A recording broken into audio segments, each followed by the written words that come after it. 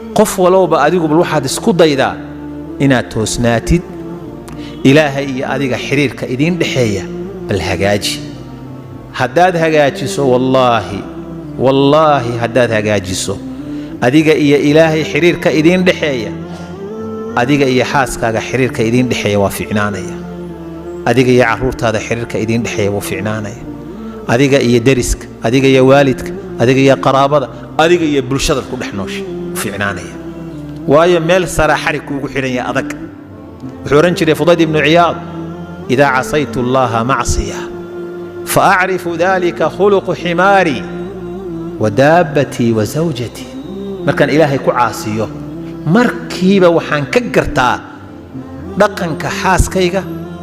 dameerka aan raaco oo gaadiidka ii ah iyo cidda ii shaqaysay khaadimka ii ah islaantiyo igu hadal celinayso igu yara madax adag isku kaysoo taagaysaan arkaa dameerkii baariga ahaa ee gaadiidka ii ahaayo biqlaynayo aan ogolayn inaan ba gaadiidsado ayaan arkaa khaadimkii igu dhaga adag ayaan arkaa markaasaan noqdaayo ilaahay u hoydaa markaasaa ilaahay